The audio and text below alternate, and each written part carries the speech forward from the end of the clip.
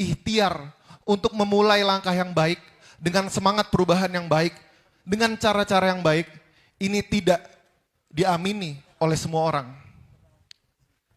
Mungkin teman-teman sekarang sedang gundah, sedang resah, dan mungkin lebih menyebalkannya teman-teman semua sedang bingung. Karena bagaimana kemudian kita bisa sampai di titik seperti saat ini. Mungkin jawabannya akan jauh lebih rumit.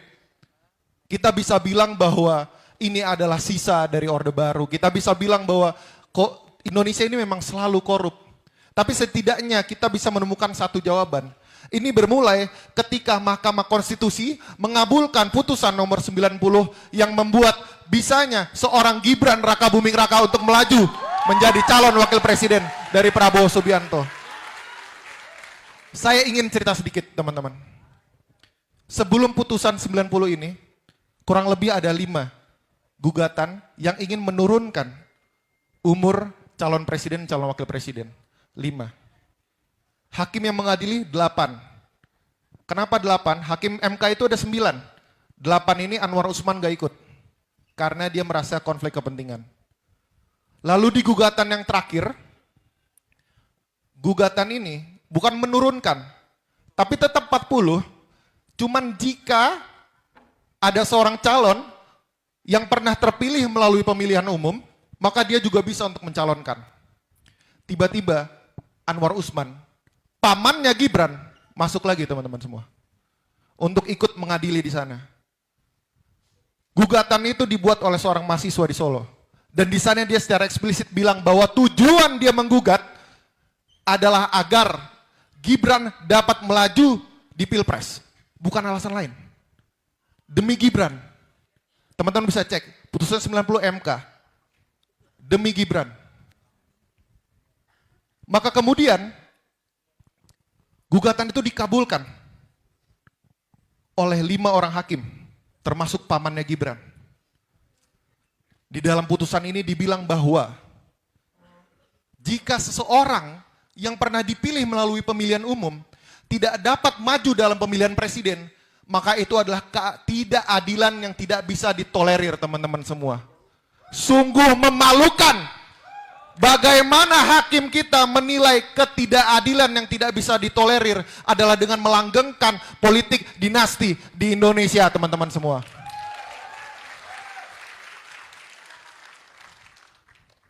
Lalu kemudian Anwar Usman diperiksa oleh Majelis Kehormatan MK. Dan kemudian dia terbukti bahwa dia tidak bersikap imparsial. Dia tidak netral teman-teman semua. Dia berbenturan kepentingan teman-teman semua. Jadi seharusnya teman-teman, seharusnya Anwar Usman tidak ada di situ ketika memutus. Dan seharusnya lagi teman-teman semua, kalau Anwar Usman tidak ada di sana, maka gugatan itu sudah pasti ditolak. Karena ada 4 hakim MK pemberani yang menolak gugatan itu teman-teman. Tapi sayangnya, meskipun Anwar Usman dibilang bahwa dia tidak seharusnya ikut menilai, memeriksa dan memutus perkara itu, namun putusannya tidak diganti. Yang mana ini dibuat seharusnya untuk menciptakan keadilan, malah menciptakan ketidakadilan sejati. Menciptakan ketidakadilan yang tidak bisa kita tolerir. Kenapa? Meskipun kita tahu bahwa itu salah, tapi kita dipaksa untuk menerima teman-teman semua. Kita dipaksa untuk mengikuti dan kita dipaksa untuk melihat pertontonan bagaimana seseorang melaju di Pilpres dengan cara-cara yang menobrak Mahkamah Konstitusi kita teman-teman. Jadi ini bukan serta-merta tentang pelanggaran etik, bukan. Ini adalah pelanggaran hukum. Yang mana kita disandra oleh sistem hukum kita yang tidak bisa memberikan ruang. Meskipun ketidakadilan terjadi dalam putusan, namun putusannya tidak bisa diapa-apakan teman-teman. Dan jangan lagi teman-teman semua. Jangan lagi kemudian kita menemukan hal-hal seperti ini. Jadi meskipun mungkin kita tersandra oleh keadaan yang sedemikian tidak adil. Meskipun kita bingung, meskipun kita resah, meskipun kita tidak tahu apa yang harus kita lakukan karena dia sudah terlanjur melaju. Dan segala macam resource yang negara punya sudah dipakai untuk menangkannya. Jangan sampai teman-teman semua dapat di hati teman-teman rasa tidak mampu untuk melawan. Karena teman-teman selama semangat untuk melawan itu masih ada. Semangat untuk perubahan itu masih ada. Rasa keadilan itu masih terusik. Rasa keingin tahu untuk mencari tahu kebenaran yang sejati itu masih ada teman-teman. Maka selama itu pula kita akan terus melawan.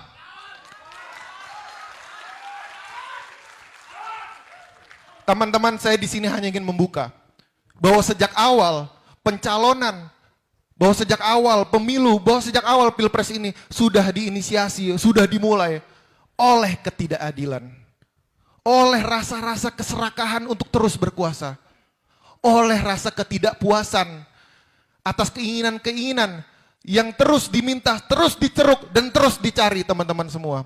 Ini hanya pemula teman-teman. Dan di sini kemudian saya ingin sedikit mengundang rekan saya, bahwa ini rekan saya ini adalah seorang peneliti hukum dan hak asasi manusia. Jadi ini bukan hanya serta-merta mengenai siapa yang tim ses, siapa yang simpatisan, bukan. Ini masalah ketidakadilan. Dan masalah ketidakadilan itu tidak memandang bulu. Siapa yang tim, siapa yang bukan. Siapa yang simpatisan, siapa yang bukan. Siapa yang mencoblos, siapa yang bukan. Rasa ketidakadilan itu tumbuh di hati kita semua. Maka teman-teman izinkan saya menghadirkan rekan saya yang baik, Saudara Rozi, untuk dapat hadir ke depan. Kita ingin berdiskusi sedikit mengenai ketidakadilan yang kemudian kita temukan di pemilu dan pilpres kali ini. Terima kasih Randy atas undangannya di tengah-tengah. Terima kasih juga kepada kawan-kawan semua yang masih berjuang, memperjuangkan bukan figur, bukan tokoh, tapi memperjuangkan nilai. Nilai atas menolak kecurangan, menolak ketidakadilan, dan saya sangat apresiasi atas hadirnya teman-teman di sini. Pertama, saya mau cerita satu hal. Teman-teman masih ingat di September 2023 lalu, Presiden Jokowi dengan lantang menyatakan bahwa saya pegang semua data intelijen. Masih ingat? Kira-kira benar atau enggak tuh? Salah atau benar? Maksudnya itu salah nggak sih secara moral, secara etik, secara hukum? Oke. Tapi Bawaslu pun sebenarnya nggak ada tindak lanjutnya.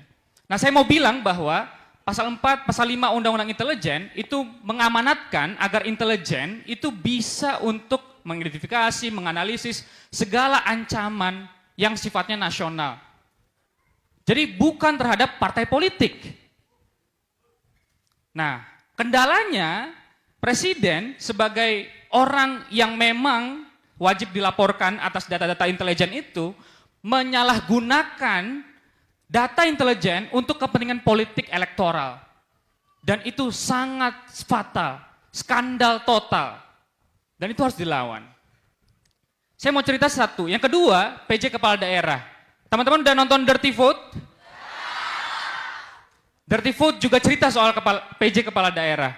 Saya kasih contoh. Di Jawa Tengah, teman-teman, ada satu perombakan besar-besaran yang terjadi kepada petinggi-petinggi Polri di level Jawa Tengah. Targetnya apa? Mengobrak-ngabrik kandang salah satu warna. Ya, teman-teman saya nggak perlu kasih tahu lah ya, teman-teman udah paham. Dan itu akhirnya berhasil. Berhasil, apa buktinya? Pasangan 02 menang 50-an% di Jawa Tengah, mengalahkan yang seharusnya kita tahu yang menang siapa gitu. Oh, ini disclaimer, saya bukan pendukung siapa-siapa di sini. Tapi saya pendukung perubahan kebetulan. Saya pendukung perbaikan. Tapi yang saya mau bilang adalah begini, Randy dan kawan-kawan semua. Pemilu itu seharusnya menjadi satu-satunya hari ini, satu-satunya sarana kedaulatan rakyat untuk memilih. Mereka datang berbondong-bondong, sukacita, masuk ke TPS dengan hati nuraninya, dengan hati jernihnya, pikiran yang mereka tentukan, ya, di saat kita ada dalam satu kesulitan demokrasi. Kita hari ini lihat, kebebasan sipil kita terenggut, kebebasan digital kita dicabik-cabik, orang bersuara dilaporkan, orang mengkritik dikriminalisasi, betul nggak? Dan pemilu seharusnya menjadi ajang penghukuman paling tinggi bagi masyarakat yang tidak puas terhadap hasil pemilu itu. Nah, masalahnya adalah pemilu dimanipulasi. Kita ada dalam era pemanipulasian. Semua perangkat, semua daya itu dikerahkan untuk memenangkan salah satu paslon.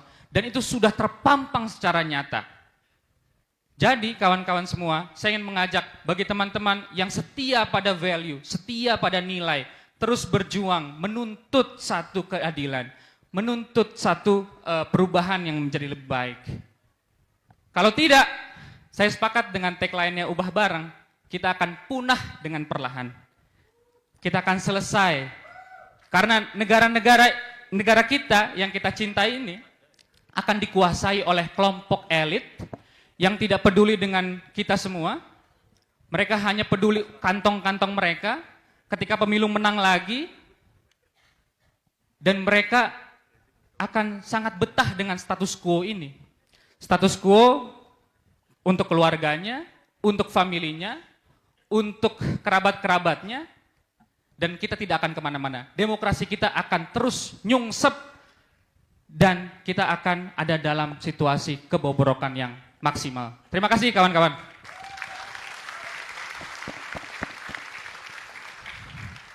Teman-teman yang baik, pemilu pencoblosan sudah kurang lebih lewat 4 hari di belakang kita. Namun saya terus percaya, saya terus berharap, dan saya terus berdaya bahwa semangat perubahan, semangat untuk keadilan, dan semangat untuk kebenaran akan terus hidup, tumbuh, dan berkembang di hati rekan-rekan semuanya. Teman-teman, di sini kami ingin membuka tabir. Tabir atas adanya ketidakadilan, kecurangan, dan segala hal kebohongan yang kita rasakan. Teman-teman, harapan kami ketika teman-teman keluar dari ruangan yang baik ini, dari kegiatan yang baik ini, teman-teman akan terus membawa semangat perjuangan dan semangat perlawanan itu kemanapun teman-teman berada. Dan harapan baik kami adalah bahwa semangat perubahan itu tidak berhenti di sini. Karena demokrasi kita terlalu besar untuk dikecilkan oleh kecurangan. Demokrasi kita terlalu besar untuk dikecilkan oleh 1-2 orang. Dan demokrasi kita terlalu besar untuk dikecilkan oleh partai politik, konglomerasi, dan orang-orang yang ingin mengerdilkan semangat berwarga negara, semangat berindonesia, dan semangat berdemokrasi kita.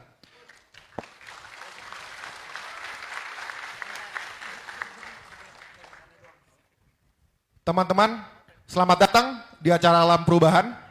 Selamat menikmati dan selamat melawan. Saya Reandi, ini rekan saya Rozi. Terima kasih teman-teman semua.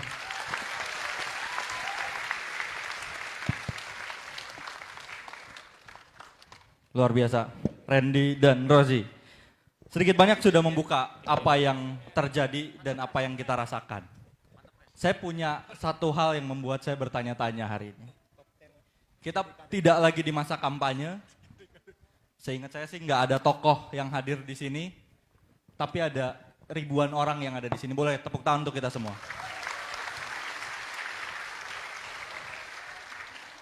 Apa yang menjadi alasan kita ada di sini? Apa? Perubahan. Apa lagi? Keadilan. Oke, apa lagi? Kemarahan. Oke, apa lagi? Keputusasaan. Oke, apa lagi? Frustasi. Oke. Kesetaraan. Saya rasa ini tempat yang tepat untuk menyatakan kepada kita kawan-kawan semua ini tidak sendiri. Yang punya perasaan itu banyak, yang marah banyak, dan kita harus sama-sama punya perasaan itu dan tetap pegang perasaan itu. Kenapa? Penting untuk menjaga kewarasan kita untuk tidak pasrah. Jangan sampai kita menjadi orang-orang yang pasrah dengan keadaan, yang mau didikte begitu saja, yang akhirnya kita cuma jadi yang dicukuk hidungnya ikut kemana-mana. Kita berhadapan dengan kondisi seperti itu, kawan-kawan. Kawan-kawan, saya yakin teman-teman semua percaya bahwa kepemimpinan itu adalah amanah yang luar biasa, betul gak? Selain dari kualitas dari figur, ada satu hal lain yang rasanya harus kita perhatikan, yaitu adalah proses. Semua hadir dari sebuah proses, dan semakin berkualitas pemimpin, ia adalah pemimpin-pemimpin yang lahir dari proses yang berkualitas. Tapi jangan lupa, pemilu ini dimulai prosesnya dengan sebuah pelanggaran etik yang meloloskan salah satu calon wakil presiden untuk masuk di dalam kontestasi. Bukan saya yang bilang pelanggaran etik, tapi sebuah lembaga yang terhormat menyatakan bahwa ada kesalahan pelanggaran etik, hal itu harusnya tidak terjadi. Lalu setelah itu apa yang dilakukan? Ternyata pendaftaran itu harusnya nggak bisa didaftarkan karena KPU belum punya peraturan KPU yang mengatur bahwa regulasi itu bisa dimulai di pemilu ini. Pendaftaran masuk sebelum regulasi ada. Dampaknya apa? KPU komisionernya diputus melanggar etik oleh DKPP. Bayangkan, kita berada di dalam proses yang katanya pesta demokrasi, tapi penuh dengan pelanggaran etik. Tapi proses yang kita lalui itu adalah proses yang tidak berkualitas. Apakah akan menghasilkan pemimpin yang berkualitas? Apakah akan menghasilkan pemimpin yang baik? Kawan-kawan, hal ini hanya menjadi pintu gerbang yang menormalisasi kecurangan, yang menormalisasi nepotisme, yang menormalisasi mengerahkan aparat negara, lembaga-lembaga negara untuk kepentingan-kepentingan politik. Jadi ini bukan soal kekalahan dari pasangan Amin. Bukan soal padamnya semangat perubahan. Tapi ini soal bagaimana masa depan negeri ini akan dicatat dalam sejarah. Jangan sampai tahun 2024 memulai sebuah sejarah baru di mana kebusukan, nepotisme, kong kali kong, dan berbagai kecurangan-kecurangan jadi normal. Maka dari itu tadi saya sampaikan, semangat, rasa marah, rasa resah, rasa ingin melawan yang ada dalam diri kawan-kawan harus tetap ada dan abadi dalam diri kawan-kawan.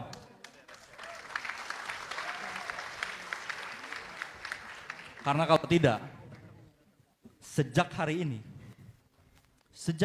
atau bahkan sejak 4 hari yang lalu,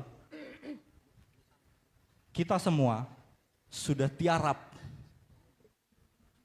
di depan sebuah kekuatan yang tidak lagi memegang nilai etika. Di depan sebuah kekuatan yang tidak lagi merasa suara rakyat itu penting. Kita lihat bagaimana dalam prosesnya, pemenang tidak pernah begitu jauh melibatkan masyarakat. Tidak melihat kita dalam posisi setara. Saya punya keyakinan bersama Ubah Bareng. Ketika ada yang bilang, demokrasi di Indonesia ini masih buruk. Kenapa? Masyarakatnya literasi demokrasinya rendah. Apa yang kita lakukan? Apakah kita memanfaatkan itu? Tidak. Kita tingkatkan kualitasnya, kita naikkan literasi demokrasinya. Itu komitmen kita. Itu proses yang kita lalui. Kalau dibilang ini adalah omon-omon, perubahan bukan omon-omon, kawan-kawan. Perubahan sudah kita mulai dari awal. Dan itu buktinya, termasuk kita semua di sini adalah bukti dari perubahan itu sendiri. Jadi kawan-kawan, tolong diingat, tolong dicatat, tolong dipatri dalam hati kalian. Keresahan itu harus tetap tumbuh. Keinginan untuk pemerintah yang berkualitas, yang berintegritas, itu harus selalu ada. Dan mulai hari ini, kita kawal proses tersebut, kita pastikan proses ini berkualitas, tidak ada kecurangan, dan jangan sampai ini melukai integritas dan melukai apa yang menjadi masa depan kita 5 tahun ke depan. Saya Rizal Pratama, terima kasih.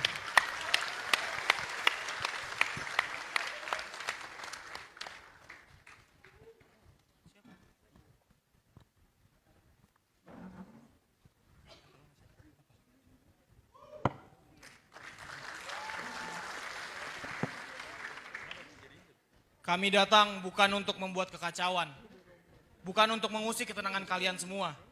Tetapi kami datang untuk menyadarkan kita semua bahwa demokrasi kita sudah di ujung tanduk.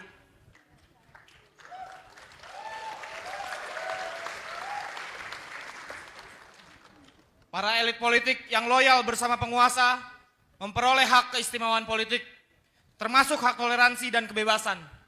Namun, hak itu tidak berlaku bagi mereka yang tidak loyal kepada penguasa. Politik ketakutan, intimidasi, dan kriminalisasi menjadi senjata ampuh bagi penguasa otokratik untuk menekan mereka yang berani melawan penguasa. Bagaimana demokrasi bisa mati? Kematian demokrasi disebabkan kebangkitan otoritarianisme yang menggunakan demokrasi. Saatnya kita bergerak untuk menyelamatkan demokrasi dari ujung kematian. Kita memang tidak mempunyai kekuasaan dan uang yang berlimpah, tapi kita punya hati dan nurani untuk terus bergerak dan berjuang menyelamatkan demokrasi dari kematian.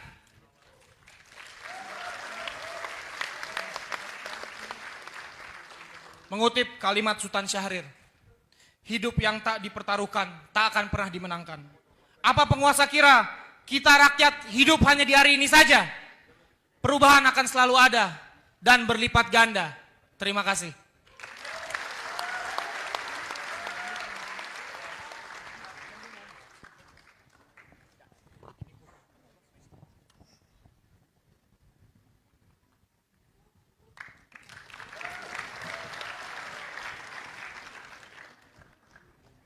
Bismillahirrahmanirrahim. Assalamualaikum warahmatullahi wabarakatuh. Selamat sore. Salam sejahtera bagi kita semua. Ucapan terima kasih saya buat teman-teman Nuba Bareng. Karena hari ini setelah perhitungan cepat pemilihan presiden dan wakil presiden, teman-teman Nuba Bareng dengan inisiatif yang cepat melakukan gerakan alarm perubahan.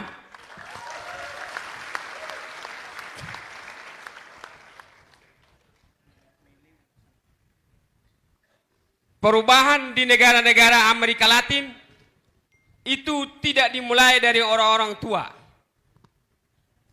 tapi dimulai dari anak-anak muda yang punya usaha-usaha kecil, yang punya masa depan di kampus. Dan hari ini teman-teman yang hadir di sini hampir kurang lebih 2.000 orang, bahkan lebih, memiliki keinginan yang sama untuk merubah Indonesia menjadi negara yang adil dan sejahtera.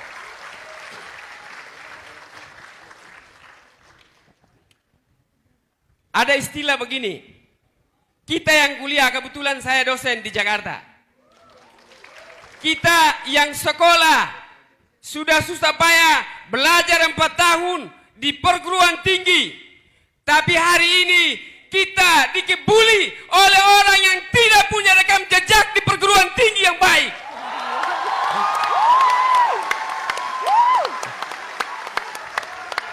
Dan kalau mau boleh dibilang, orang yang hari ini didorong untuk menjadi calon wakil presiden, kita sebut saja Bung Gibran Rakabuming Raka. Kalau saya mau bilang, Bung dan mbak-mbak yang ada di sini punya pengalaman dan punya pengetahuan melebihi dari dia.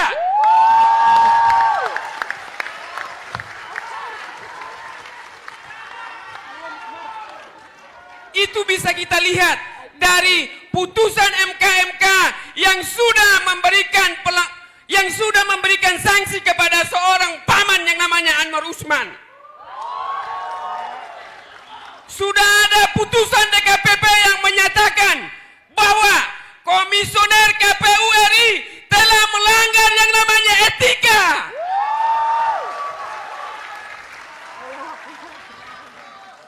Saya tahu teman-teman semua, bahkan saya pernah berada di gerakan mahasiswa. Semua yang datang di sini tidak lain dan tidak bukan adalah mau mengirimkan pesan kepada Indonesia bahwa kita menginginkan perubahan, kita mau supaya menyelamatkan demokrasi kita dari 5 orang yang mau menghancurkan demokrasi kita. Nanti teman-teman akan cari sendiri 5 orang yang saya maksudkan siapa. Ya kan, mahasiswa. Saya menyampaikan kepada teman-teman yang 2.000 orang ini, saya yakin dari 2.000 orang lebih yang hadir hari ini yang registrasi, yang saya dapat informasi, kirimkan pesan alarm perubahan kepada teman-teman yang sudah ikut Desa Kandis di se-Indonesia. Ubah bareng, alarm perubahan tidak boleh berhenti di Jakarta. Kirimkan pesan di Aceh, di Papua, di Sulawesi, di Kalimantan, di Sumatera, untuk ayo sama-sama kita jalan, kita rubah negeri ini, selamatkan demokrasi. Terima kasih.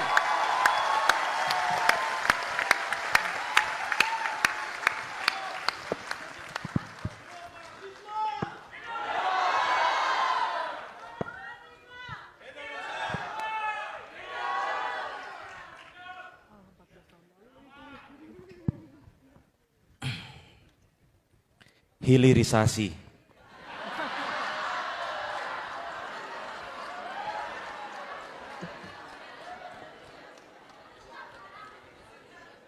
Untuk memastikan terjadinya program hilirisasi, harus kita pastikan dari hulunya harus benar. Betul apa betul? Jika dari hulunya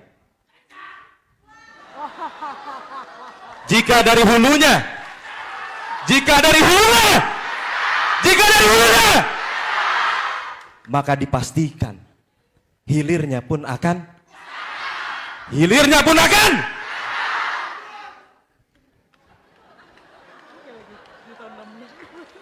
tepuk tangan buat kita semua.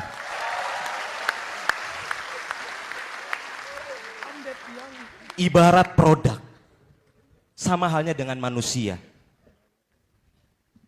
Jika produk itu tidak melalui cara dari hulunya benar, cara dari hulunya tepat, maka dipastikan produk itu hilirnya pun akan gagal. Betul? Kalau ada manusia yang tidak pernah melalui proses dari awal, tidak melakukan pematangan kepribadian, pendidikan, emosional, ketinggian akhlak, maka hampir bisa dipastikan manusia itu akan tengil, akan songong, dan akan sombong.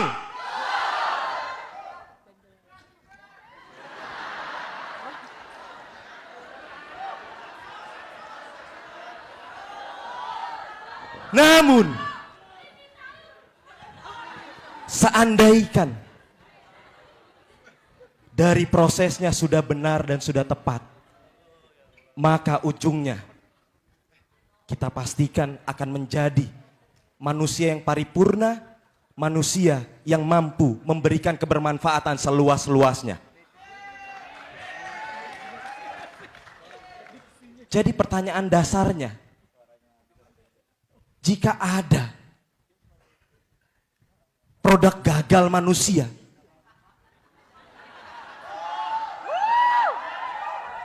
yang menawarkan hilirisasi,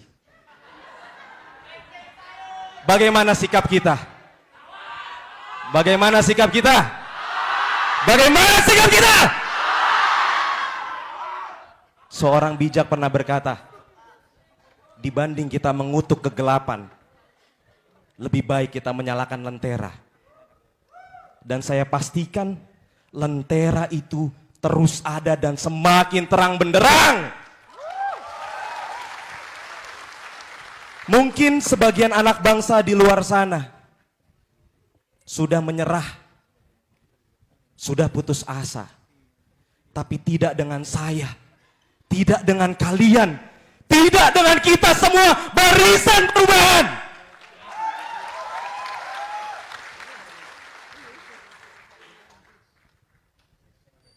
Saya, Najmi Mumtazah Rabbani, ingin memantik bahwa Lentera itu akan tetap ada dan lonceng alarm perubahan itu terus berbunyi. Setuju?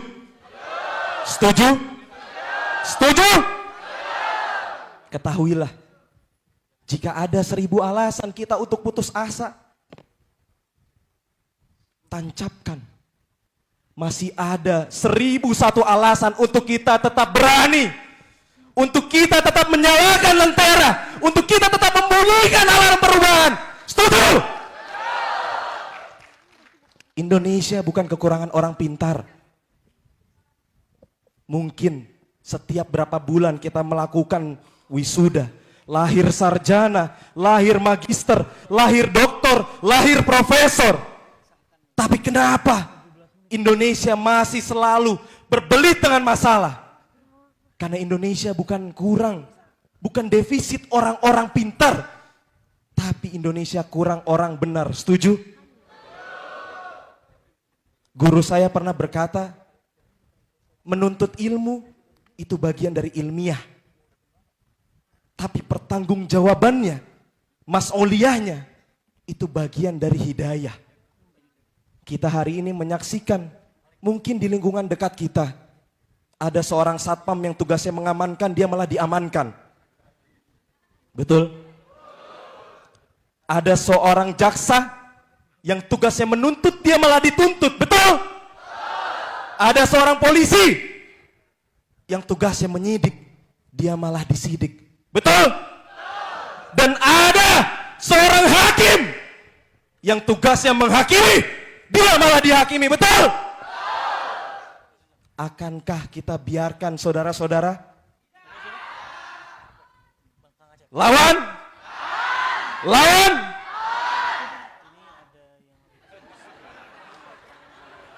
Tepuk tangan buat kita semua.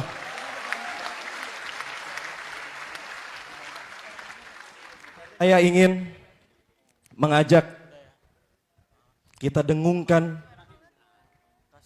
suara-suara perubahan. Tidak perlu lantang, tidak perlu keras, tapi saya ingin suara itu bergetar di hati kita masing-masing. Sembari saya membacakan sebuah puisi. Jadi saya ingin kita sama-sama bilang perubahan, perubahan. Ayo. Kurang kompak. Perubahan. Kiai Haji Mustafa Bisri dalam karya Negeri Hahahi. Bukan karena banyaknya grup lawak, maka negeriku selalu kocak. Justru grup-grup lawak hanya mengganggu dan hanya bikin muak. Negeriku lucu dan para pemimpinnya suka mengocok perut.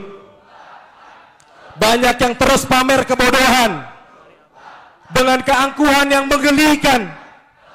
Banyak yang terus pamer keberanian dengan kebodohan yang mengharukan. Banyak yang terus pamer kekerdilan dengan teriakan yang memilukan. Banyak yang terus pamer kepengucutan dengan lagak yang memuakan. Penegak keadilan jalannya miring, penuntut keadilan kepalanya pusing. Hai hakim main mata dengan maling, wakil rakyat baunya pesing.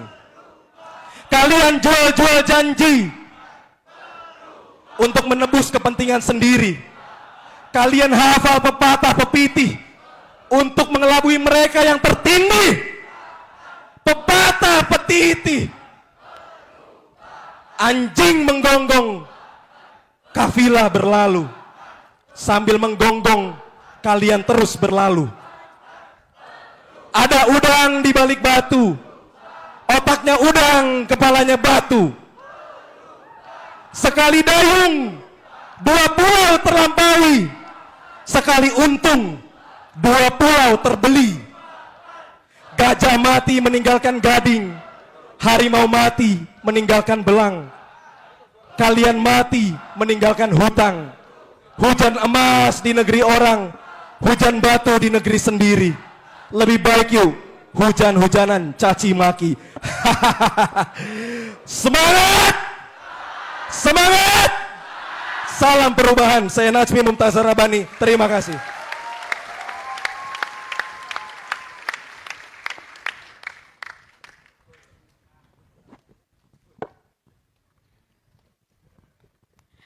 Selamat siang teman-teman, izinkan saya mewakili perempuan-perempuan yang tidak sepakat melawan kekerasan dengan solusi makan siang gratis.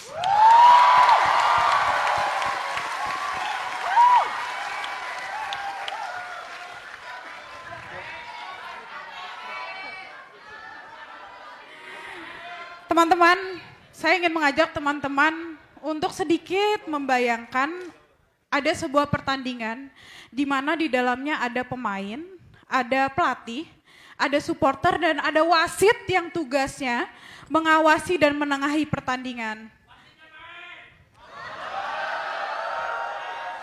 Tapi apakah kita bisa diam ketika wasit tersebut ikut dalam permainan dan membantu salah 2 pemain? Dan saya juga ingin mengajak teman-teman membayangkan, pernah nggak sih kita ngebayangin suatu kontestasi pemilu di mana terjadi pelanggaran etik yang didukung oleh mahkamah tertinggi di negeri ini. Mahkamah yang seharusnya menegakkan keadilan, membantu masyarakat, tapi melanggengkan politik dinasti. Teman-teman sekalian, saya ingin mengajak teman-teman di sini dengan semua kondisi ini, mungkin teman-teman di sini sudah dikata-katain oleh teman-temannya untuk harus menerima kekalahan. Ini bukan soal kalah menang, teman-teman.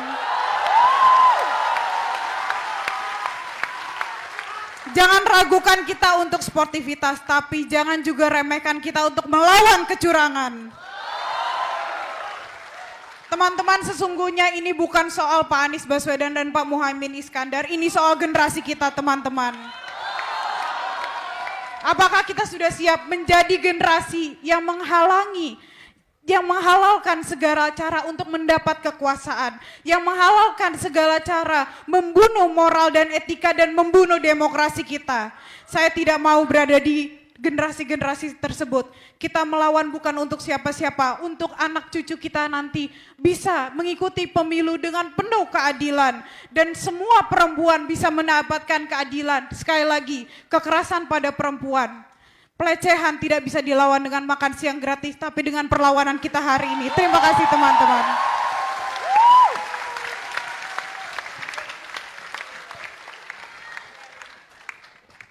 Cek, cek.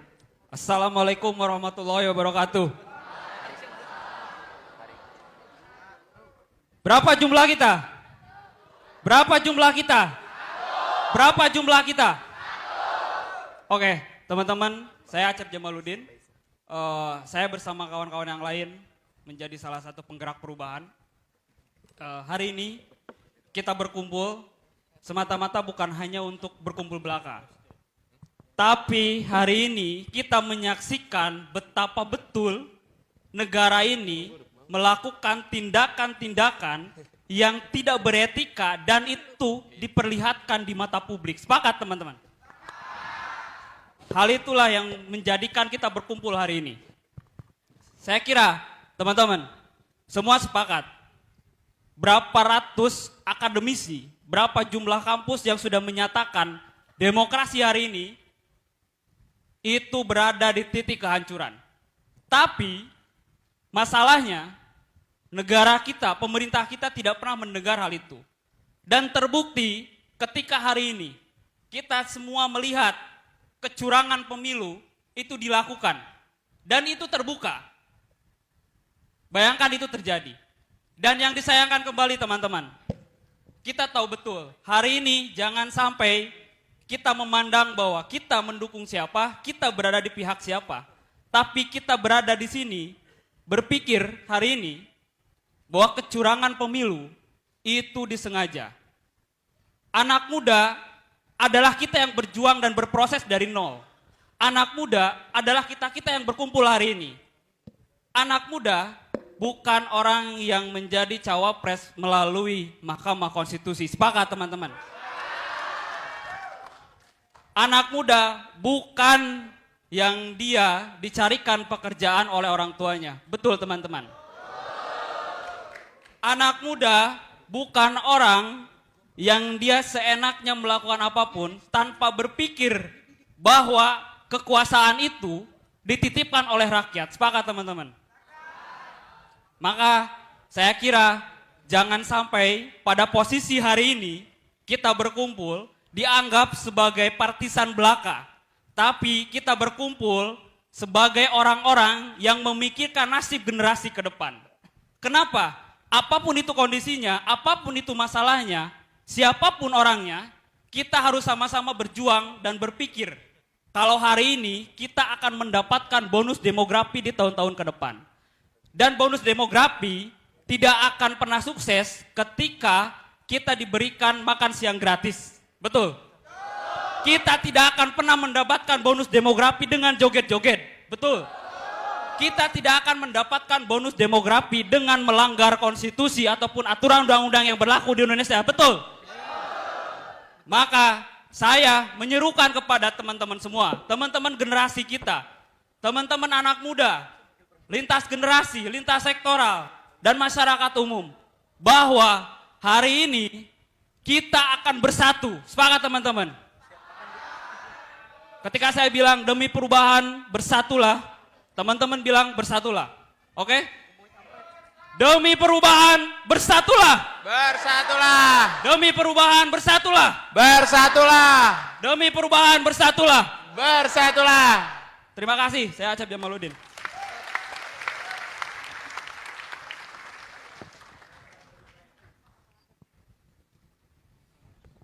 Pemekaran provinsi di Papua. Ada pejabat gubernur yang ditunjuk presiden. Ada gentong babi yang dilakukan Jokowi. Ini bukan hal yang semata-mata ada, teman-teman. Tapi memang itu dilakukan secara terstruktur, sistematis, dan masif. Apakah kita percaya ketika negara yang diusung secara bersama-sama, pemerdekaannya dilakukan oleh anak muda, ada Syahrir, ada Hatta, ada Soekarno dan kawan-kawan, tapi hari ini negara diurus oleh Jokowi dan kawan-kawan, teman-teman. Tidak ada keberpihakan untuk anak muda. Hari ini kita masih ada yang sulit mendapatkan rumah. Hari ini masih ada orang yang sulit mendapatkan lapangan pekerjaan. Hari ini ada anak muda yang pinjam online untuk biaya kuliah, teman-teman. Yang begini mau diteruskan? Yang begini mau diteruskan? Saya kira kita harus berpikir 2-1000 kali pangkat 1000, teman-teman, untuk meneruskan rezim hari ini.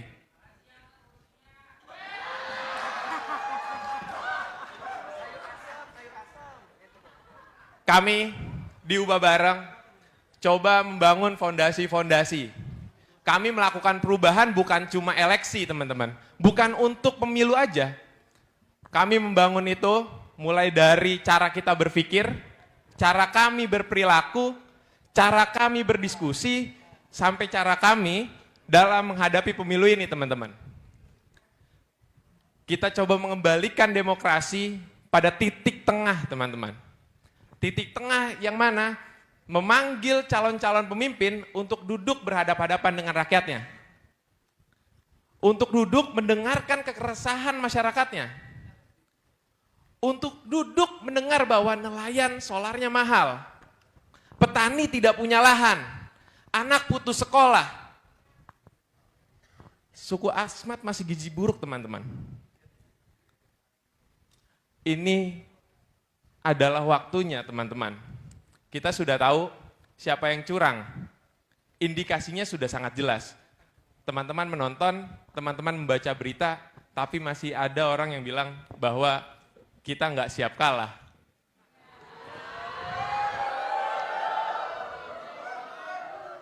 Ini bukan kalah menang. Ini tentang pelanggar HAM, indikasi pelanggar HAM yang menjadi calon presiden, teman-teman. Ini adalah anak haram konstitusi mau jadi calon wakil presiden, teman-teman. Ini yang mau kita lawan. Kita anak muda, miskin kota, tinggal di pinggiran kota, tidak punya privilege. Gimana kita mau jadi wakil presiden? Ini yang harus dilawan. Pemilu ini belum selesai. Sepakat pemilunya belum selesai? Kita sebagai orang-orang yang berada di jalur perubahan, percaya pemilu belum selesai, demokrasi harus kita junjung setinggi-tingginya. Kami punya komitmen, selagi solar masih mahal untuk nelayan, tidak ada lahan untuk petani, tidak ada anak-anak yang putus sekolah, tidak ada perguruan tinggi yang mahal, maka dari itu perubahan harus terus dilakukan. Sudah saatnya teman-teman, kemarin-marin kita merasa bahwa kita tidak punya perasaan yang sama. Kami dari Ubah Bareng coba mengumpulkan teman-teman dengan perasaan yang sama. Perasaannya apa? Perasaan yang melawan. Sepakat teman-teman? Boleh ikuti kata-kata saya? Saya ingin ajak bernyanyi, tadi sudah ada puisi. Saya coba ingin ajak teman-teman bernyanyi. Nyanyinya gini teman-teman. Lawan, lawan, lawan dan menang. Hancurkan mesin penindas rakyat. Lawan, lawan, lawan dan menang. Hancurkan mesin penindas rakyat. Lawan, lawan, lawan dan menang. Hancurkan rezim penindas rakyat. Lawan, lawan, lawan dan menang. Hancurkan mesin penindas rakyat. Terima kasih, saya Ari Akbar Apriawan.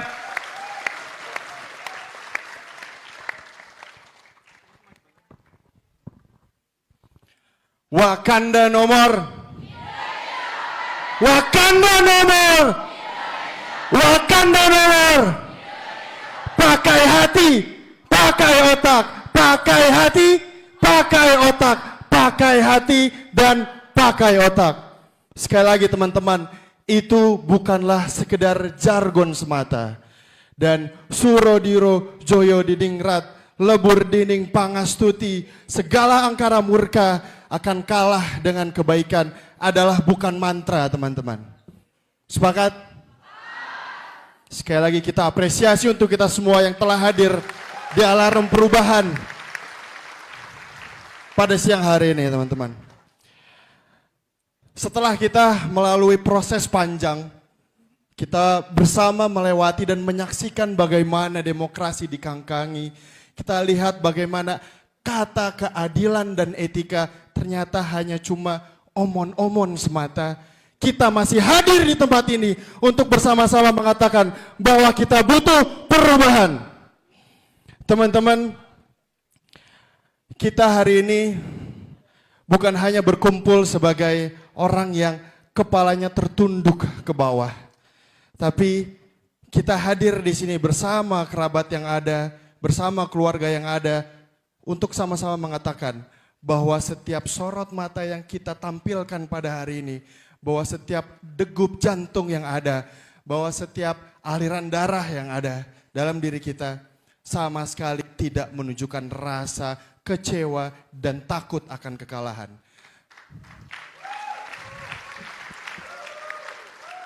Bahwa hari ini dan seterusnya kita akan berjalan dengan kepala tegak, bahwa kita katakan kepada ibu kita, Bu,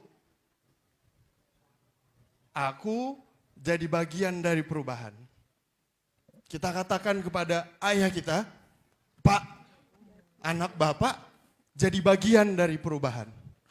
Kita katakan kepada setiap teman-teman kita, saya bangga menjadi para pejuang perubahan teman-teman.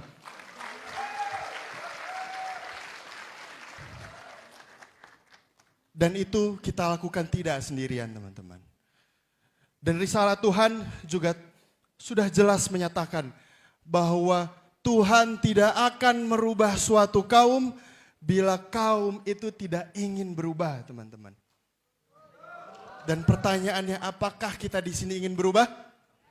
Apakah kita mengharapkan perubahan untuk Indonesia? Apakah kita percaya bahwa perubahan akan datang, teman-teman?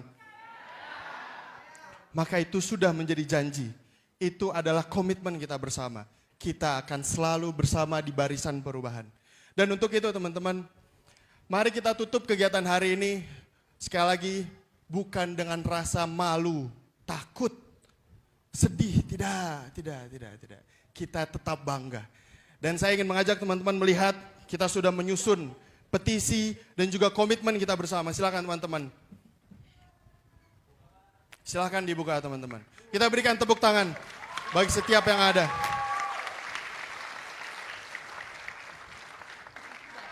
Dan jangan salah bahwa petisi ini bukan disusun dalam 1-2 hari, 2 jam, 1 jam. Tidak. Ini adalah kristalisasi dari harapan bersama. Kristalisasi atas respon, atas kecurangan dan pelanggaran etik yang ada pada hari ini. Dan saya ingin mengajak semuanya berbicara, menyatakan bahwa petisi ini adalah petisi yang akan tumbuh terus. Yang mesinnya, yang bensinnya adalah rasa. Rasa akan peduli akan bangsa ini. Saya akan bacakan teman-teman, kita bisa membacakan bersama-sama. Mengulangi apa yang saya bacakan. Petisi perubahan. Adil seadil-adilnya. Bahwa kita menuntut pemerintahan yang adil melalui kepemimpinan yang menjunjung tinggi etika, meminta penyelenggara pemilu untuk memastikan seluruh proses tidak dinodai oleh intimidasi pada pemilih, mobilisasi aparat pemerintah, dan politisasi bantuan sosial dan segala kecurangan.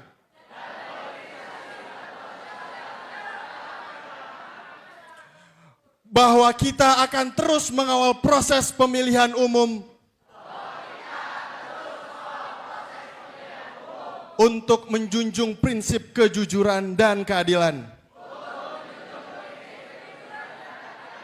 Dan yang terakhir teman-teman, saya ingin kita sama-sama tanamkan dalam jiwa kita. Bukan hanya di lisan, tapi kita akan ingat bersama poin terakhir ini.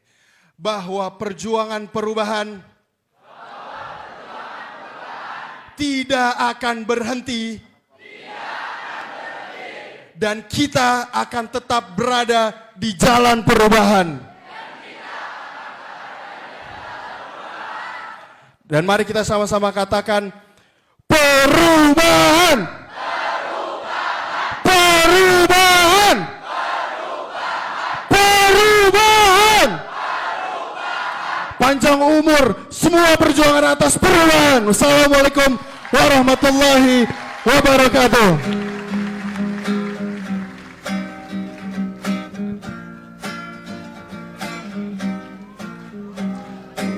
Mari kita semua berdiri dan kepalkan tangan. Bersatu padu rebut demokrasi, gegap gempita dalam satu suara, demi surga suci yang mulia. Teman-teman boleh berdiri. Hari-hari esok adalah milik kita, terciptanya masyarakat sejahtera, terbentuknya tatanan masyarakat Indonesia baru tanpa Orba. Marilah kawan, mari kita di tangan kita tergenggam marah bangsa. Marilah kawan, mari kita nyanyikan sebuah lagu tentang pembebasan di bawah kuasa Terade Jokowi, khusus oleh garis jalan ini. berjuta kali turun aksi, bagiku satu langkah pasti. Berjuta kali Turun aksi, bagiku satu langkah pasti. Sekali lagi teman. Tadi mahasiswa rakyat sisi kota bersatu padu demokrasi, gegap gempita dalam satu suara demi tugas suci yang mulia. Hari-hari esok adalah milik kita, terciptanya masyarakat sejahtera, terbentuknya tatanan masyarakat Indonesia baru tanpa orba. Marilah kawan, mari kita di tangan kita tergenggam marah bangsa. Marilah kawan, mari kita nyanyikan sebuah lagu tentang pembebasan.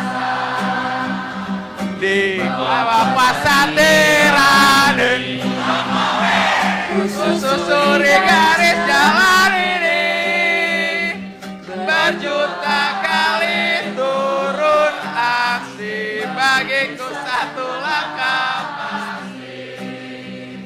Berjuta kali turun aksi, bagiku satu langkah pasti.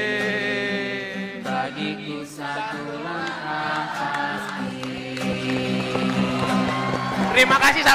Terima kasih teman-teman, sampaikan ini di sosial media teman-teman.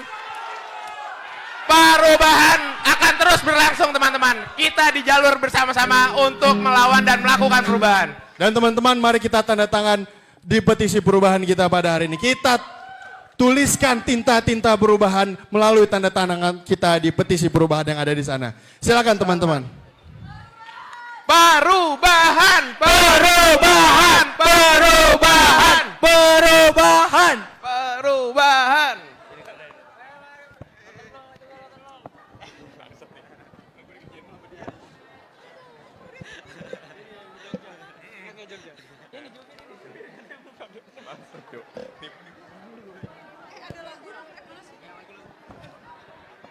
Give lagu give.